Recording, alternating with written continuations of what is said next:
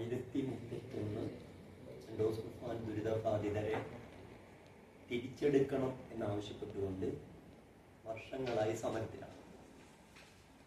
2017 പ്രത്യേക മെഡിക്കൽ ക്യാമ്പിലൂടെ കണ്ടെത്തിയ 1905 പേരിൽ ബാക്കി വന്നവരാണ് 1031 പേര്.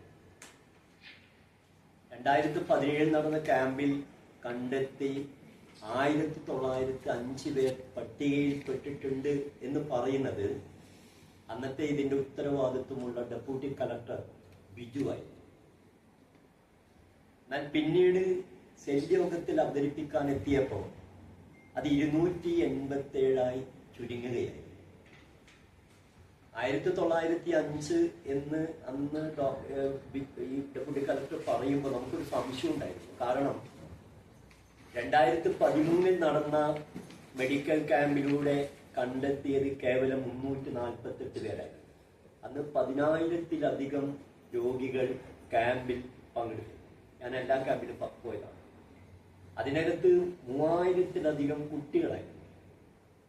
അപ്പൊ ഇവരുടെ ലോജിക്ക് അനുസരിച്ച് 348 താഴെ ഈ 4 വർഷം കഴിയുമ്പോൾ വരാൻ പാടുള്ളൂ. അതുകൊണ്ടായിരിക്കും അത് 287 ചുരുക്കിയത്. ഈ ചുരുക്കി വന്നപ്പോൾ കാരണം ഞങ്ങൾക്ക് വളരെ ധൈര്യമുണ്ട്. കാരണം ഡെപ്യൂട്ടി കളക്ടർ മറ്റാരുമല്ല, അന്ന് എനിക്കൊന്ന് മാധ്യമങ്ങളിലേക്ക് അതിന്റെ വാർത്ത വന്നതാണ്. സാധ്യതാ ലിസ്റ്റ് അല്ല, അന്തിമ പട്ടിക തയ്യാറാക്കി സെല്ല് യോഗത്തിൽ അവതരിപ്പിക്കാനായിരുന്നു അദ്ദേഹം ശ്രമിച്ചത്. പക്ഷെ അദ്ദേഹത്തിന് അത് കഴിഞ്ഞില്ല. അദ്ദേഹം തന്നെ അത് പറഞ്ഞുണ്ട് നേരിട്ട്. 287 ചുരുങ്ങിയപ്പോൾ നമ്മൾ 2018 വീണ്ടും സമരം തുടങ്ങി. സെക്രട്ടേറിയറ്റിന് മുന്നിൽ പോയി സമരം നടത്തി. അന്ന് ഒറ്റ ദിവസം സമരം. അന്ന് നമ്മുടെ ജില്ലക്കാരനായ മന്ത്രിയായിരുന്നു ഈ ചന്ദ്രശേഖരനായിരുന്നു അന്ന് ഈ സെല്ലിന്റെ ചെയർമാനായി. അപ്പൊ അദ്ദേഹം പറഞ്ഞു നമുക്കത് പരിഹരിക്കാം. പക്ഷെ പിന്നീട് കാണുന്നത് വീണ്ടും ഒരു റെക്കോർഡ് പരിശോധന നടത്തി 76 പേരെ അതിൽ നിന്നെടുത്തു. അപ്പോഴും ഭൂരിപക്ഷം കുട്ടികൾ പുറത്തായിരുന്നു.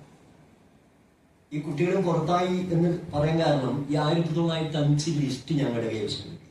അങ്ങനെയാണ് ഞങ്ങൾക്ക് കൃത്യമായി ആ എണ്ണവും പേരും പറയാൻ കഴിഞ്ഞത്. 2019 സെക്രട്ടേറിയറ്റ് മുമ്പിൽ ജനുവരി 30 അനിശ്ചിതകാല പട്ടിണി സമരം നടത്താൻ അമ്മമാർ തയ്യാറായി.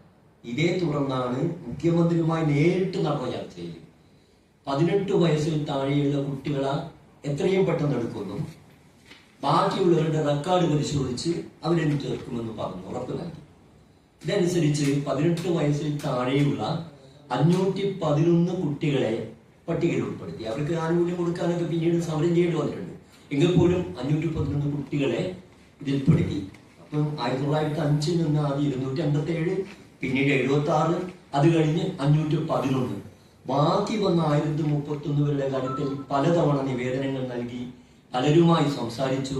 ഒരു രക്ഷയും ഇല്ലാതെ വന്നപ്പോഴാണ് അവർ 1031 എൻഡോസൾഫാൻ സമരസമിതി എന്നുള്ള നിലയിൽ അവരുടെ മാത്രം പ്രശ്നങ്ങൾ പരിഹരിക്കണമെന്ന് ആവശ്യപ്പെട്ടുകൊണ്ടുള്ള പ്രക്ഷോഭങ്ങൾ ആരംഭിച്ചത്.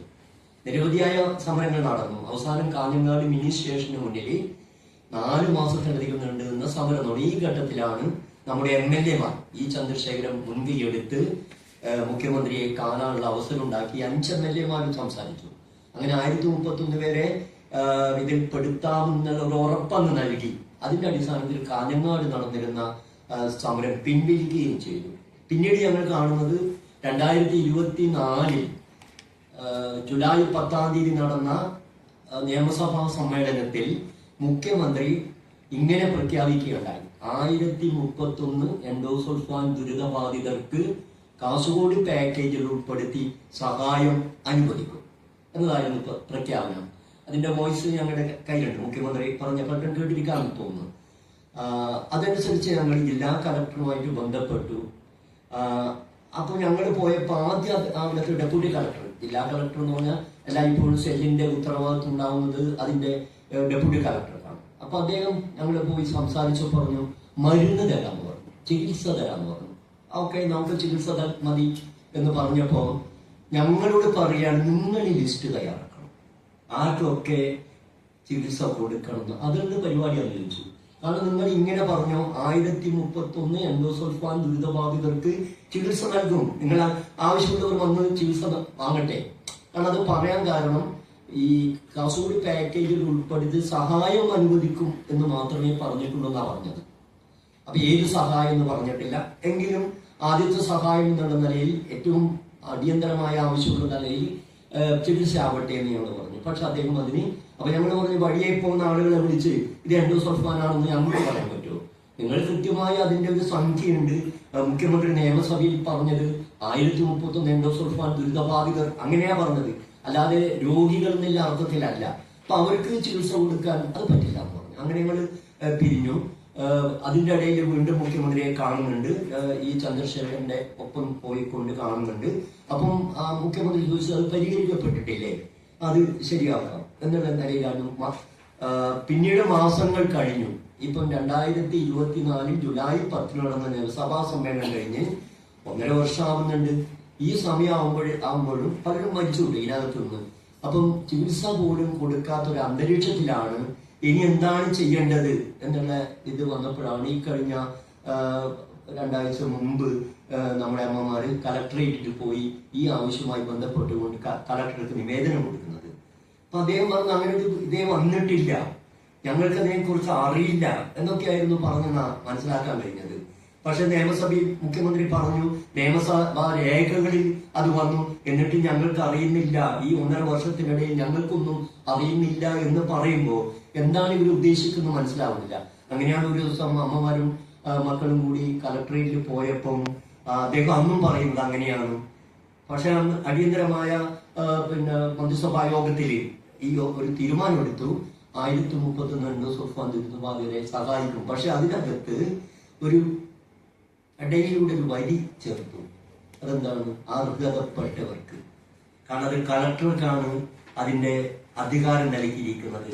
കളക്ടർക്ക് തോന്നിയാൽ, അദ്ദേഹം പറഞ്ഞാൽ ചിലപ്പോ ഇതിനകത്ത് പെടുമായിരിക്കും. കാരണം ഇവരൊക്കെ അർഹതയുള്ളവരാണ് എന്ന് ഞാൻ നേരത്തെ പറയുണ്ടായി. 2017 പ്രത്യേക മെഡിക്കൽ ക്യാമ്പിലൂടെയാണ് ഏപ്രിൽ 5 മുതൽ 9 വരെ നടന്ന പ്രത്യേക മെഡിക്കൽ ക്യാമ്പിലൂടെയാണ് ഇവരെ തെരഞ്ഞെടുത്തത്. ഇവരെ അന്തിമ ലിസ്റ്റ് തയ്യാറാക്കി സെല്ലിൽ അവതരിപ്പിക്കാൻ പോയത്. അത്തരം ആളുകൾക്ക് 2017 ക്യാമ്പ് നടക്കുന്ന ഓർമ്മയാണ്. 2025 ആയിരുന്നു. 8 വർഷം കഴിയുമ്പോൾ അന്നുണ്ടായ രോഗികൾ ചിലർ മരിച്ചു കാണും, ചിലർക്ക് ചിലപ്പോൾ രോഗവ്യത്യാസം കാണാം. ഇതൊക്കെ നമുക്ക് മനസ്സിലാക്കാവുന്നേ ഉള്ളൂ. കാരണം ഇപ്പം ക്യാൻസർ രോഗി പോലും ചിലപ്പം ചികിത്സിച്ച് ഭേദമായ ക്യാൻസർ രോഗി അതൊക്കെ ഇതിനകത്തുണ്ടല്ലോ ചില രോഗം. ഇപ്പൊ അവർക്ക് നോക്കിയാൽ ചിലപ്പോൾ അവർക്ക് പറയാം എന്താണ് ഇതിൽ അർഹതയില്ല എന്ന്. ഇനി ഇദ്ദേഹത്തിന്റെ ഒരു മനോഗതം അനുസരിച്ചായിരിക്കും അത്. മാനദണ്ഡമൊന്നും പറഞ്ഞിട്ടില്ല. പുതിയ മാനദണ്ഡം വെച്ച് പ്രശ്നമുണ്ട്. കാരണം ഇടക്കാലത്ത് ഗവൺമെന്റ് ഒരു ഉത്തരവിറക്കി 2017 ശേഷം ഈ 2022 തോന്നുന്നു ഉത്തരവിറക്കി 11 പഞ്ചായത്തുകളിൽപ്പെട്ടവരെ മാത്രമേ ഉൾപ്പെടുത്തേണ്ടതുള്ളൂ. ഒന്ന്. മറ്റൊന്ന്, ഇനി അതർ പഞ്ചായത്തുകൾ പെടുകയാണെങ്കിൽ പ്ലാന്റേഷന്റെ തോട്ടത്തിന്റെ 2 കിലോമീറ്റർ പരിധിക്കുള്ളിൽ പെട്ടാൽ. മറ്റൊന്ന്, 2011 ശേഷം ജനിക്കുന്ന കുട്ടികൾ പെടില്ല. ഇങ്ങനെ വന്നാൽ ഇതിനകത്ത് മഹാഭൂരിപക്ഷം അതർ പഞ്ചായത്ത്